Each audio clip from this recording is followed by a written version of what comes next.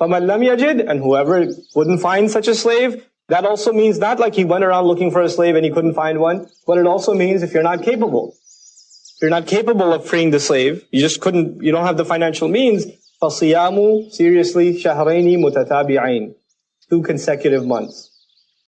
2 consecutive months you have to fast. 60 days, and mutatabi'ain suggests you can't take a break in the middle and make it up later. Mutatabi'ain. Min qabli an yatamassa. Before they get to touch one another. فَمَنْ لَمْ يَسْتَطِعْ, and whoever can't even do that, maybe he's sick, maybe he's an old guy, got mad at his wife. Says, can't even stand straight, and he says, from today you're, my mother. And the old lady's like, you have to fast 60 days, he can't even fast 2 hours without his medicine. What's he gonna do? Then Allah made another way. فَمَنْ لَمْ يَسْتَطِعْ فَإِطْعَامُ سِتِّينَ مِسْكِينًا. Then he better feed 60 poor people. And he didn't put a restriction on it, like it has to be one party for 60 people. But it could be overtime. But until he finishes paying off, feeding how many? 60 people. So if not 60 fast, then 60 iftars, right? It's one or the other. But then, there are other conditions. Min awsati ma tut'imun, some fuqaha add here from other ayat of Quran. Not just like you go around handing people like a Twix. One of these. Here. 1, 2, and you take 4 bars right out of this. And just 4 people are covered. No, the same kind of meal you eat. Min awsati ma tut'imun. From the average of what you would eat, meaning what you eat yourself. The kind of food you eat yourself. So you got to take 60 people out to lunch, and they better be poor. Don't take your friends out to lunch and say, okay, now it's done. Whew, never going to say that again. No. Miskeen, they have to be poor people. ذَلِكَ لِتُؤْمِنُوا بِاللَّهِ وَرَسُولِهِ. That is so that you can believe in Allah and His Messenger. Sallallahu alayhi wa sallam. What is the purpose of saying so that you can believe in Allah and His Messenger? لَامَ الْعِلَّةِ لِكَيْ لِتُؤْمِنُوا بِاللَّهِ وَرَسُولِهِ. Because when you pay a penalty in this dunya, and you paid for so long, 60 days of fasting, 60 people are being fed, freeing a slave. These are serious things. And when you're engaged in paying that penalty, every time you're paying it, what's your motivation? I'm making up for the crime I committed, so I don't have to answer for it in the akhirah. So that consciousness that keeps coming back over and over again is a reinforcement of your iman in Allah and His Messenger, sallallahu alayhi wa sallam. تِلْكَ حُدُودُ اللَّهِ. Those are the boundaries set by Allah. وَلِلْكَافِرِينَ عَذَابٌ أَلِيمٌ. And for disbelievers in particular, there's going to be painful punishment. The ayah is not even about kafirin. The ayah is about believers. And this is a Madani surah. The entire audience is Muslim. The entire, this is going to be a Ya ayyuhal ladina amanu surah. Now, what's kafirin doing here? Because this is a kufr of the hukum. This is the kufr of the instruction. Whoever denies this instruction, doesn't care about it, what's the Prophet gonna know what I did in my house with my wife? How's he gonna know? It's my personal business. You want to be in denial of it? Well, then Allah will deal with you. Adabun alim. They'll have painful punishment. So we're learning that, the word kufr even is not one broad paint stroke term in the Quran. It depends where it's being used. What are you in denial of? For example, in Surah Al-Imran, Allah talks about Hajj. He talks about Hajj. وَلِلَّهِ عَلَى النَّاسِ حِجُّ الْبَيْتِ مَنِ اسْتَطَاعَ إِلَيْهِ سَبِيلًا وَمَنْ كَفَرَ. He says, whoever can make the Hajj of the house should go. And whoever does kufr, what do you mean? Whoever does kufr, whoever denies that obligation. Whoever can go and still doesn't go. Whoever is ungrateful for the opportunity. Allah opened the means, the finances, the health, everything is there for you to go and you still denied it. That's a kind of kufr too. You don't go around calling that person a kafir, but that's a personal call. Am I in that crime? Am I in that particular form of this, denial? And that particular form of ingratitude? Because at the root level, that's what kufr means. Denial and ingratitude. Maybe you're denying one instruction. That's one instruction too many. Maybe you're ungrateful for one opportunity. That's one opportunity too many.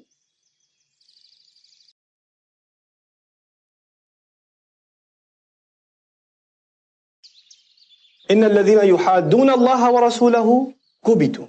No doubt those who resist, who oppose the messenger with the strongest form of opposition. Hadda, yuhaddu is irregular from the fa'ala form, something you haven't learned, the muda'af form of the verb. And hadda comes from the word hadid. The previous surah was hadid, right?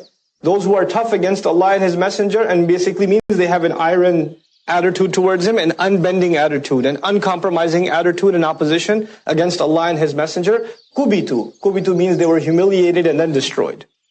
Kubitu يعني أذلوا وأهلكوا. بمعنى أذلوا وأهلكوا. Kubitu. كما كبت الذين من قبلهم. Just like those who came much before them were humiliated and destroyed.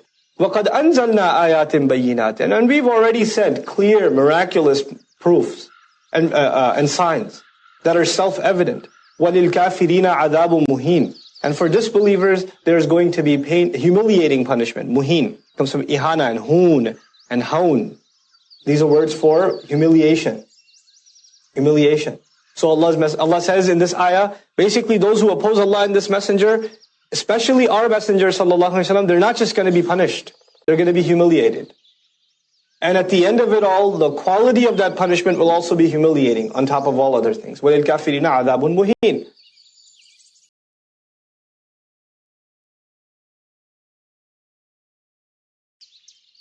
يَوْمَ يَبْعَثُهُمُ اللَّهُ جَمِيعًا. And you can even connect the yawma to the previous. They will have painful punishment on the day on which Allah will gather them all together. The real humiliation will come when يَبْعَثُهُمُ اللَّهُ جَمِيعًا. All together He will be appointing, raising all of them.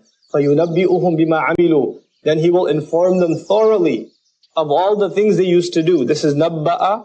Can you help me with the saf, guys? Nabba'a, yunabbi'u, tanbi'an. فَيُنَبِّئُهُم. Nabba'a yunabbi'u. فَيُنَبِّئُهُم بِمَا عَمِلُوا. He will thoroughly inform them. If you just inform somebody of one thing, you say anba'a, like anba'a yunbi'u imba'an, the if'al form. But if you thoroughly inform someone, and it's an extended discussion, then you extend it by the act being extended in the taf'il form. So يُنَبِّئُهُم بِمَا عَمِلُوا. He will thoroughly inform them of all the things they did. أَحْصَاهُ اللَّهُ وَنَسُوهُ. Allah had full record of them. Ahsa. Ihsa literally means to count using pebbles. Husat, they say in Arabic, there's an expression, al-husatu min al-jabal, that pebbles come from the mountain. Pebbles come from the mountain, al-husatu min al-jabal. The ahsa implies to count using pebbles, meaning have perfect count. There's one guy that's like counting like this, 1, 2, 3, 4, 5, 6, 7, 8, 9, 10. He could make a mistake. But the guy that's like, for everything that's there, he puts a pebble in the bottle. It's the exact count, exact record. And it's an archive now. This is the count. This is ahsahullah, complete record. And wanasu, and they forgot it.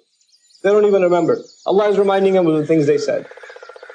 And this is very natural for human beings to forget what we say, to forget what we did. And you would think you wouldn't forget, but you would. I met a student yesterday, she said, at which I said, you promised you'll give me a mushaf as a gift. I was like, I have no recollection of this. No, you did. I don't mean to say this publicly, but I am. You promised. I was like, okay, well, since I don't remember, I will trust you on that one, and I will give you your gift when you come over to campus. Cool. I have no recollection. We don't even remember, forget crimes, which subconsciously we want to forget. Subconsciously we want to forget the mistakes we made. I didn't do that.